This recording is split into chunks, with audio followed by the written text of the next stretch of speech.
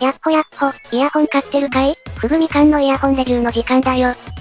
今回紹介するのは、TH Hi-Fi の新作、レッドフェイス。先日キャラクターを紹介したけど、その姉妹モデル、と言っていい。違いはめちゃくちゃわかりやすくて、キャラクターが 1BA1 ダイナミックドライバー。このレッドフェイスは 2BA1 ダイナミックドライバーだ。つまり、ドライバーが一発増えただけ。ってことだな。もちろん、それによる調整なども行われているんだけど、外装の寸法なども、特徴的なフェイスプレートデザイン以外は全て共通。付属品も同じだ。なので、外観周りについてはサクッとやっちゃおう。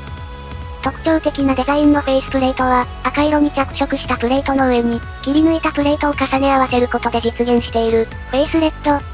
つまり、赤い顔とは、中国の伝統的な競劇で行われる化粧のことらしい。一遍見たけど、動きが激しい演劇で、歌舞伎っぽいところもあり、中国らしいところもありで、文化的な近さを感じて面白かったぞ。外装は全体的に露出したステンレスの印象が強い。メッキ仕上げのような表面加工が施されていないので、むしろこっちの方がスクラッチ傷には強かったりする。外装はサイズ感、形状ともに装着しやすくて、実用的な形状、と言っていいだろう。最近では珍しい、MMCX 方式によるリケーブル。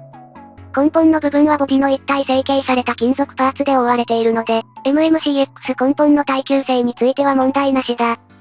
付属品については、木箱のパッケージ、1万円オーバーの中華系でよく見る形状のポーチ、そして豊富なイヤーピース。本機は装着感が良好なので、あまりイヤーピースで悩む必要はないけど、付属のイヤーピースは多ければ多いほどいいからな。付属ケーブルも、良好だった姉妹モデル、キャラクターのものと一緒、無酸素銅に銀メッキを施したケーブルだぞ。内装について話していこうか。TH Hi-Fi レッドフェイスは、金属製の外装を持っているけど、内部に音導管などを採用していて、レジンシェルのカスタムイヤホンのような、それぞれのドライバーの音色が、耳元まで分離した状態で届く構造を持っている。これは、姉妹機キャラクターと同様で、その設計を変更して 2BA 構造にしたものが、レッドフェイスということだ。他にも、採用されているドライバーの振動板に、あえてレジンフィルム、という表記を使ったり、価格に見合ったこだわりが、メーカーの説明の中に伺えるぞ。ここら辺は、先日アップロードしたキャラクターの動画で詳しく話しているので、興味があったらそちらをチェックしてみてくれ。詳細欄にリンクがあるぞ。それじゃあ、肝心の音色について。キャラクターは、聞きたいところのメリハリがありつつ、分離感、低音の量感などが綺麗に取れた、中華系ハイブリッドイヤホンのお手本のような仕上がりになっていた。一方、そこに BA を一発追加した、フェイスレッドの音色はというと、高音域は結構ソフトに、その代わりに全体の音色が落ち着いて、ハイブリッドっぽさが薄れて、全体に聞きやすい音色に変化していたぞ。この 1BA で鳴らす高音が良いのか、2BA で鳴らす高音が良いかは、結構好みが分かれると思うんだけど、ざっくりと言ってしまうと、高音域が整理された、分かりやすい音が好きな人は、TH Hi-Fi キャラクターを、より音の成分が増えて、聞き込むことができる音が欲しい人は、このフェイスレッドがおすすめになると思う。1BA の音の違いは、特に中高音域以上に影響してるので、この音域が優しいこのシリーズの場合、多少はっきりしてる方が好ましい、と考えるなら、キャラクターがちょうどいいんじゃないかな。逆に、この音域がより豊かで柔らかいものの方が好ましい場合は、フェイスレッドでいいと思う。ドライバーの数が多いから、単純に上位階の関係になっている、というわけではなさそうだ。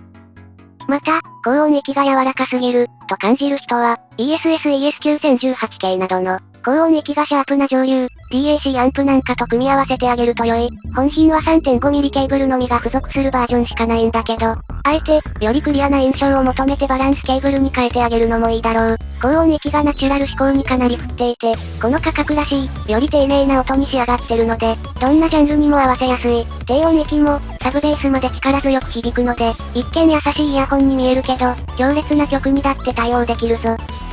また、優しいと思いきや、しっかり鈴の音なんかは気持ちよく聞こえるので、そういうところはちゃんとハイブリッドしてるぞ。個人的には、よりメリハリのある、キャラクターの方が好き。ただ、完全に好みじゃないかな、といった塩梅。と、こんなところだな。基本設計がキャラクターとほぼ同じなので、そりゃもうキャラクターなんだけど、ドライバーが異なれば、やっぱり強みは変わってくるもの。弾力のある中音域以下のダイナミックドライバーはそのままなので、高音域の品質で選択するのが良さそうだ。といったところで今回はここまで。